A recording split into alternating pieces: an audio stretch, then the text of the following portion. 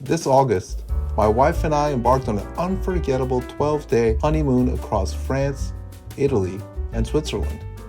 From scenic drives to mesmerizing views, every moment left us with memories that we still find ourselves reminiscing about.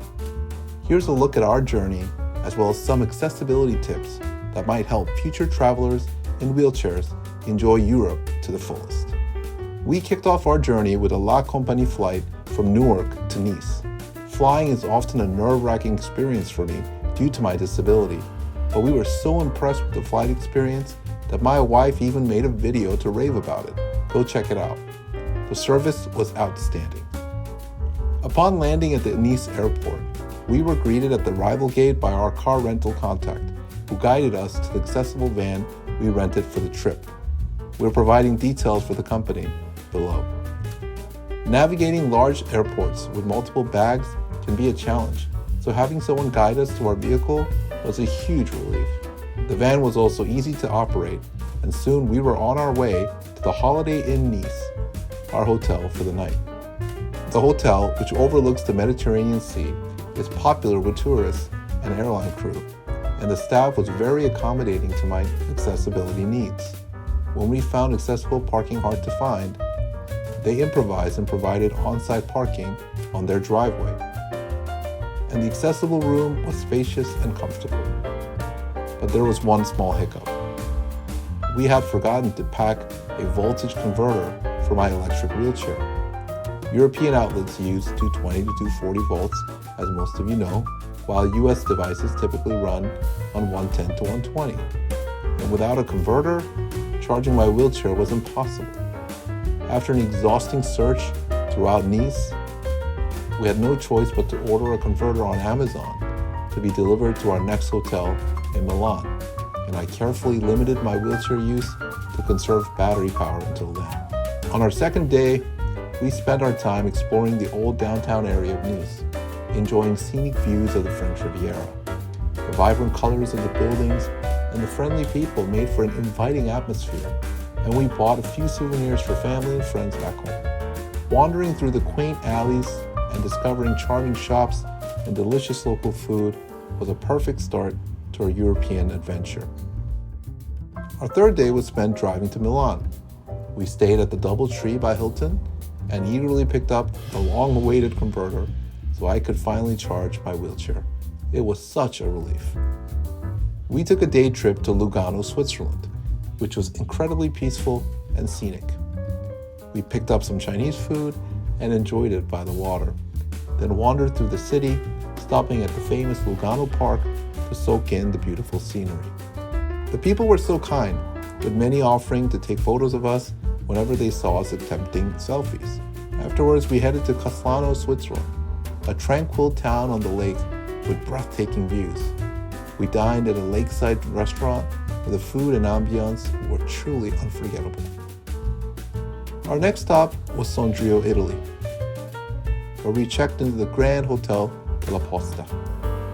We loved the hotel so much that we extended our stay by an extra night.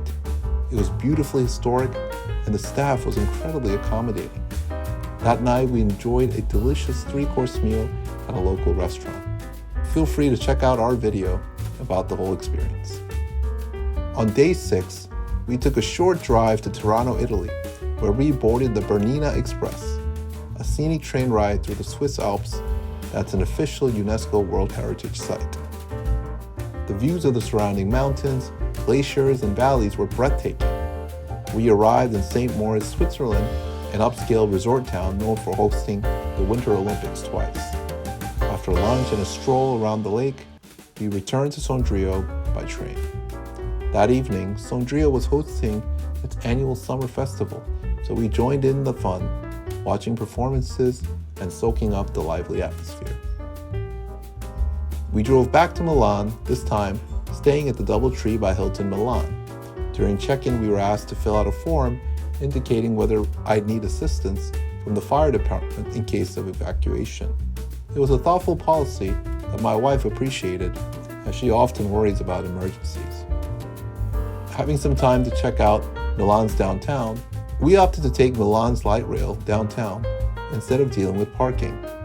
And suffice to say, we found the system somewhat disappointing. Although they did make attempts for accessibility, because of the rundown system, the ramps were not working properly, and often the gap between the platform and the train was much too wide. Downtown Milan was surprisingly quiet, as August is a popular vacation time for locals. Returning to Nice and the Holiday Inn, we were grateful that they had allowed us to store some luggage there, as my accessibility needs require many extra items. That evening, we dined at a waterfront restaurant before strolling along Nice's bustling restaurant street, enjoying the city's vibrant evening atmosphere. On day 9, we spent the morning at a local market in Nice, browsing fresh produce and flowers. My wife bought dates to experience shopping at a local farmer's market, and we thanked the hotel staff with small gifts for their hospitality. In the afternoon, we drove to Antibes, a resort town nestled between Cannes and Nice. Although finding parking was a challenge, we eventually dined at a rooftop restaurant that boasted incredible views of the Riviera. On day 10, we ventured to the hilly commune of Vence for lunch, then continued to the beautiful town of St. Paul-de-Vence. Known for its art galleries and charming streets, St. Paul-de-Vence was an absolute highlight.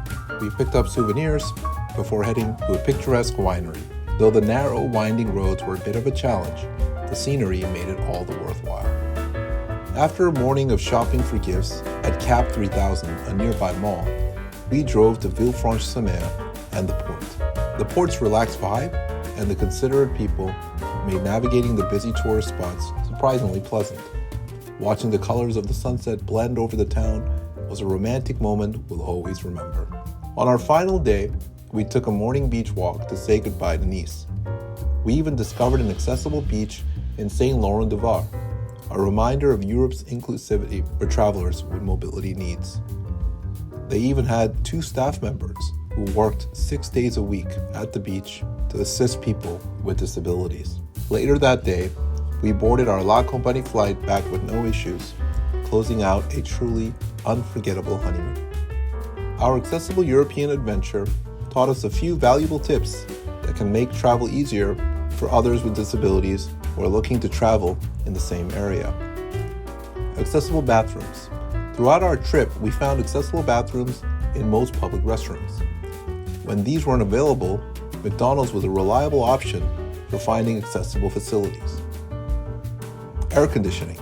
While air conditioning isn't as common in European homes as in the United States, all the hotels we stayed in were well equipped, which kept us cool during the warm 85-degree days. Accessible lodging. We mostly stayed at international hotel chains known for their accessibility. One exception was a boutique hotel in Sondrio, which also turned out to be very accommodating.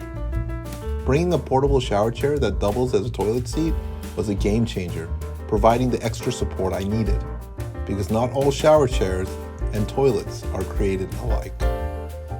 Voltage converters. Don't forget to pack a voltage converter if you have devices that require charging, such as an electric wheelchair. Parking and public transport. Accessible parking is available in most places we've been. However, public transportation accessibility can vary, and the old streets in Europe aren't always easy to navigate with wheelchairs. Our accessible honeymoon through France, Italy, and Switzerland was truly the adventure of a lifetime. Thoughtful planning, the unwavering support of my parents, and the incredible kindness of strangers along the way made it a safe, comfortable, and unforgettable journey. We hope our story and tips inspire others to embrace travel, no matter the challenges. Thank you for joining us.